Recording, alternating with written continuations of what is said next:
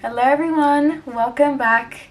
Here with a updated everyday makeup look, showcasing a bunch of my tips and tricks on how to make your makeup and complexion look naturally glowy but also still flawless. So this is the look that I created and you're gonna see me with no makeup on in 3, 2, 1. Enjoy! Right, this is me all bare-faced and ready to apply some makeup. Pretty jarring from what you just saw. I wanted to film a makeup look in which you could really see the application of the makeup and just see the skin. So that's exactly what we're going to be doing. Okay, first thing we're going to do is put the hair back so we can really focus on our complexion. Skin prep. I'm going to be using the Laneige Lip Sleeping Mask as a sort of lip balm to condition the lips. So for complexion, I strongly believe in good base equals good makeup. And if you skip the base or you just don't put that much emphasis on it, your makeup is just not going to look as good as it could be.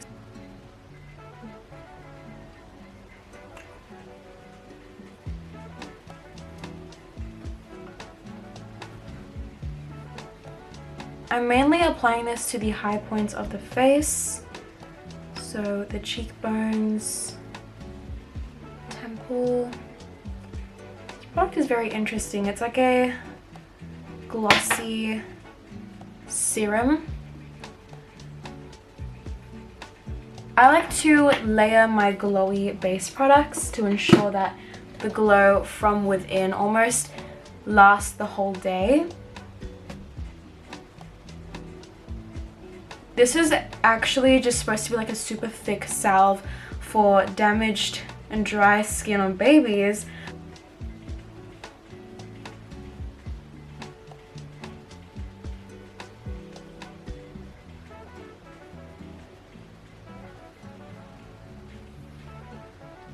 Now we have this really gorgeous glow going on. I've just dropped the light so you can see how glossy my skin looks.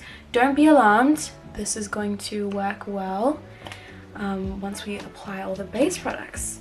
I also do believe in applying something under the eyes as almost like a base before you apply your concealer. We look a little bit shocking, but that's okay because we're gonna make this all work in our favor in just a second. So how I apply my base is I squeeze on the back of my hand and then I'm literally just going to start off by applying. I'm going to bring you in a little bit closer. I'll bring myself closer. No. I'm going to apply it to where I have more of my problem areas. Because if you think about it, you don't need a lot of coverage in the areas where you don't need a lot of coverage in.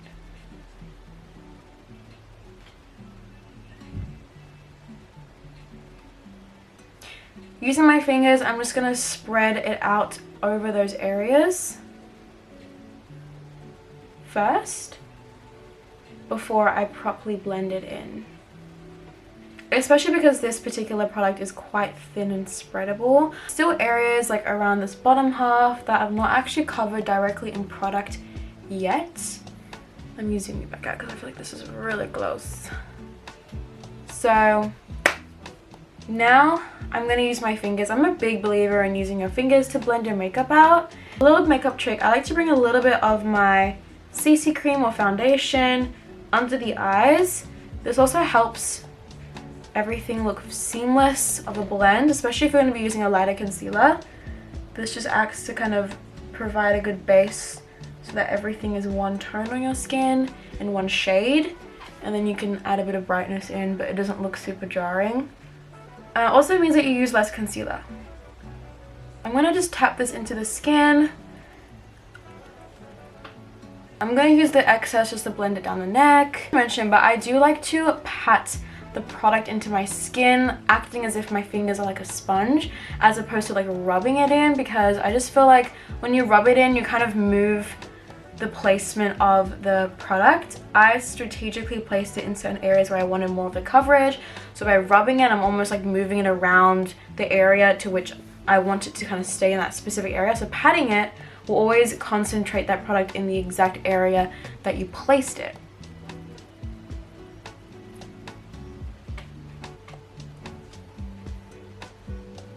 Crazy. My skin is just as glossy as my lips. Next step is concealing. Now, I feel like that base product did a pretty good job at concealing a lot of my blemishes.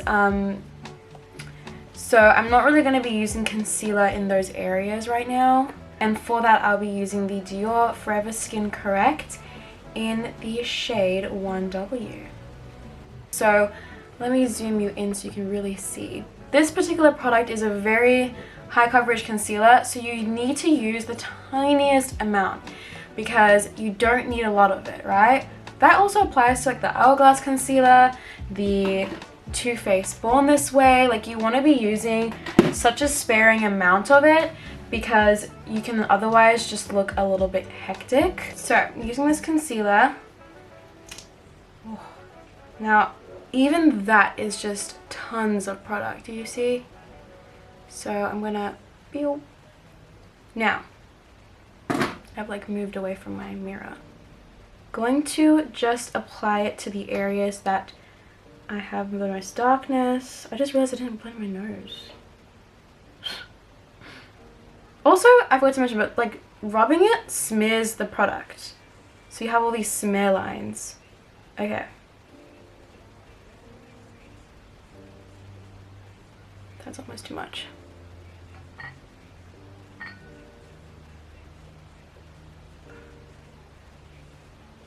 A brush to blend. I don't believe really that much in fingers unless you're using more of a lighter coverage concealer, but with brush, I just feel like you can get really precisely under the eyes. Tapping the product instead of dragging it, because I'm not trying to move the product elsewhere. I want it to stay in that zone. So I'm kind of buffing it. Notice that I didn't use as much concealer because I used my foundation. Hopefully you can see. I'm gonna blend that off camera and I'll be right back. I am gonna use, only after I've blended the concealer, I'm gonna use the warmth of my fingertips to really meld the product in and just further blend it within the skin. Alright, let's move on to powder.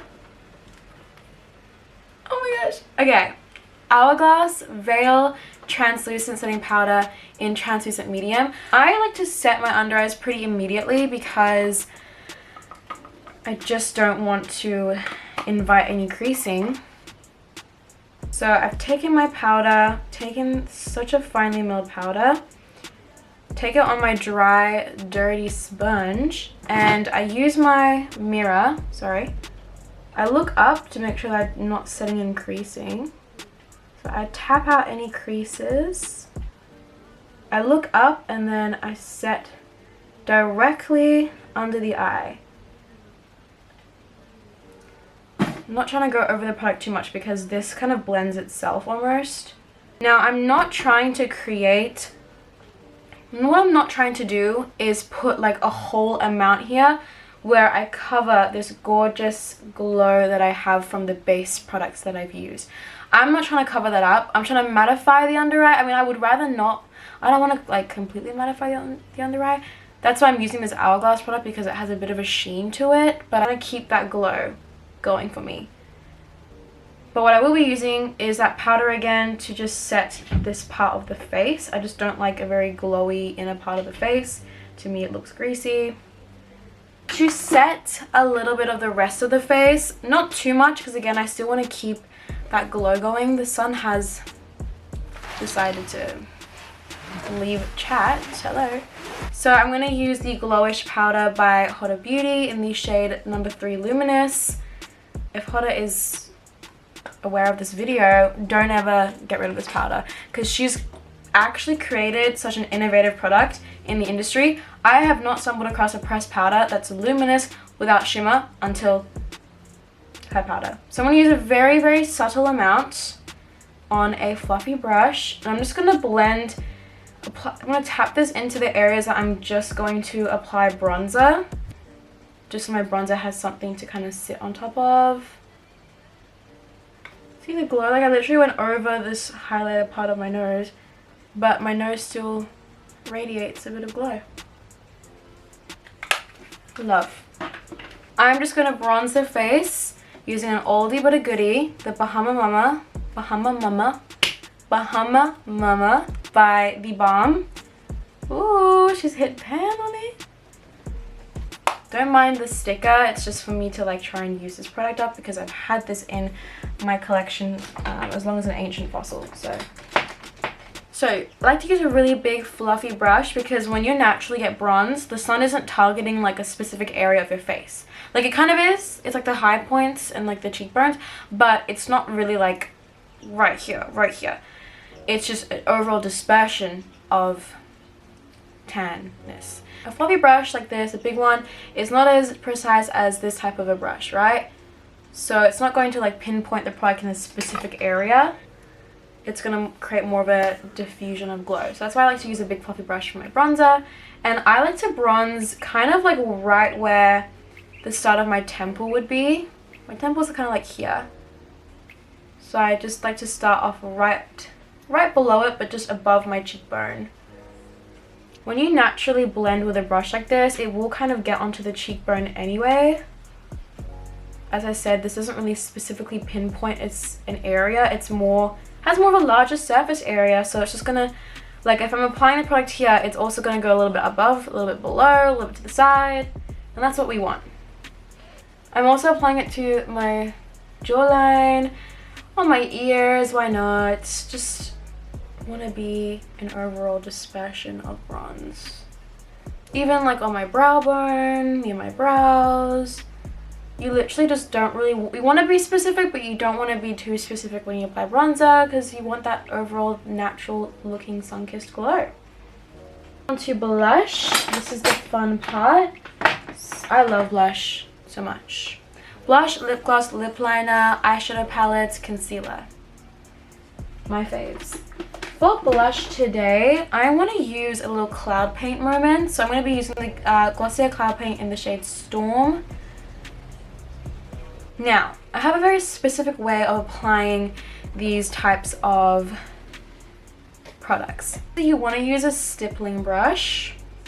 And you don't, with this specific product, I don't like to apply it to my skin with my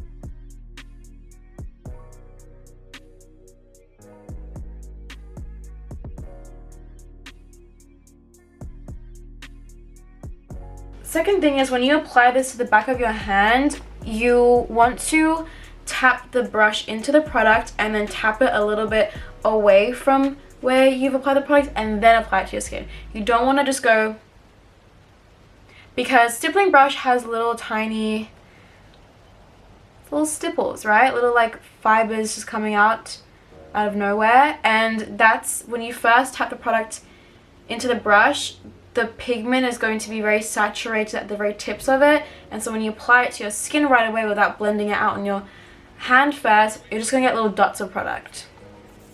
Trust me. So I'm going to use a tiny little amount. So take the brush. This is what I mean. Do you see little dots? Again, little dots. So blend the product kind of into the brush and then put it onto your face. Now I'm going to focus the blush more so above. Even then I think I should have blended it out a bit more into the back of my hand. I'm just going to apply it to both cheeks first. Blend more of it off the brush and then blend it into the skin. But that's like the blush. Now I don't just stop applying blush there. I like to apply blush a little bit to the temples.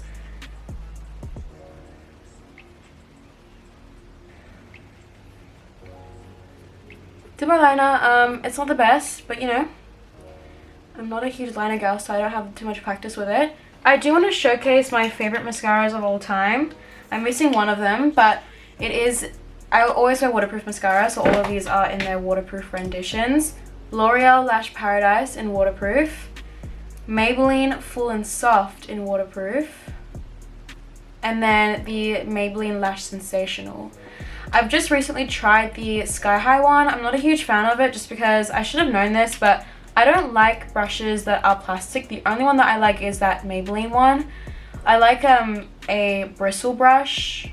I don't know what they call it, but just a non-plastic applicator brush. But I'm still going to use this because I just want to, I mean I bought it so I might as well use it. This is good for like lengthening and separating, but not so much for volume, so I'm going to go in with the Full and Soft. I always mix my mascaras anyway, but just thought I'd let you know. I spend time with my mascara application because the way that you do a mascara is super important.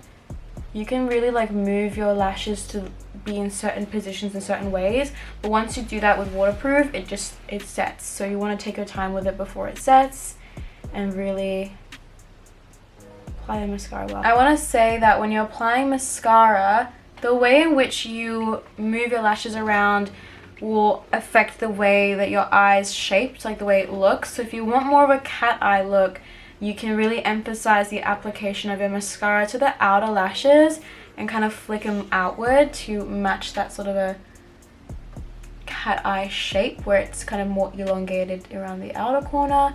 If you want more of a doe eye look, focus more of that mascara around the inner parts, the inner third of your eyes, less on the outer parts. If you want just an overall cohesive look, just make sure you get mascara everywhere, like even in the inner corners you want to get that mascara in. I'm a big believer in inner corner highlights, so I will always have inner corner highlight on. I just think it looks really great on the eyes. So I'm going to use, this is Dose of Colors and Desi and Katy collab in Fuego. And I'm literally just going to apply it to my inner corner, inner tear duct, bring it upwards as well. And then I also like to drag it a little bit towards the start of my, or like the mid of my lash line. I just think it looks really cute.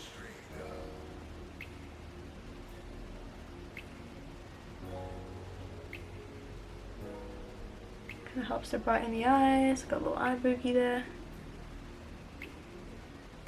And then I also love to bring a little bit of the highlight kind of in line with the start of my crease and then also the start of my inner corner.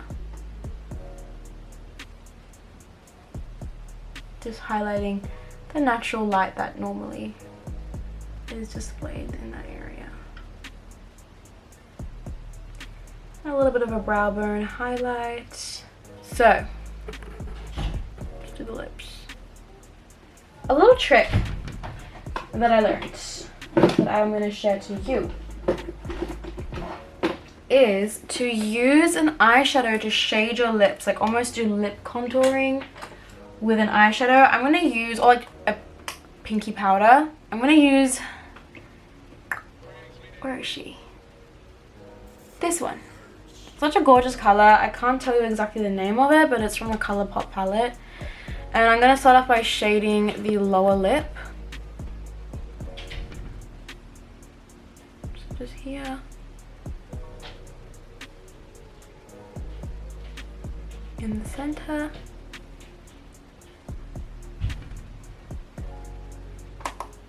and then above the lip.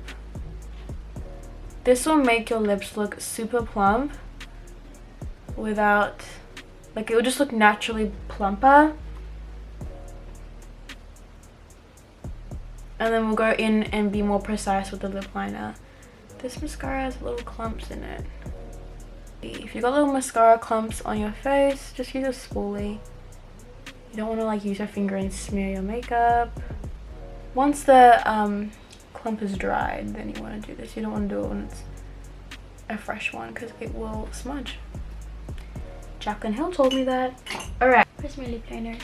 Dior Crayon Contour Lip Liner Pencil in the shade 593 Brown Fade. If you want your lips to look really plump and you want to line them to look really plump, I recommend kind of looking downward at your mirror if you want more of a rounded lip shape and thus a more plumper lip shape. But I like to be more precise with my lip liner to kind of match my natural lip shape, so I'm not going to do that.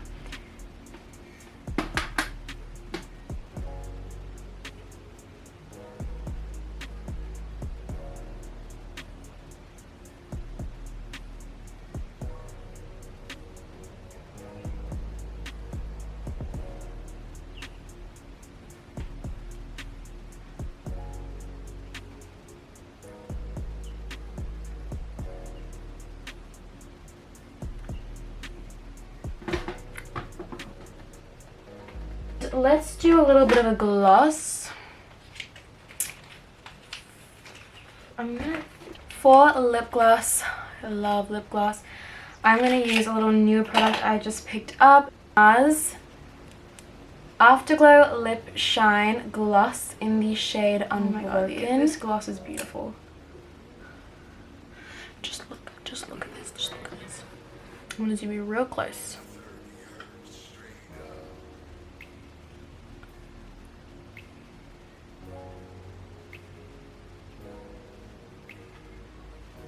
The shine is gorgeous. I love the applicator as well because you can really get precise super close to your lip liner. And it deposits the perfect amount of product every time. And I love the gloss finish of this. It's like glossy without being too glossy. Oh, I love the color as well. This is just beautiful. I still keep it. I'm like in that phase where I still keep it in its packaging.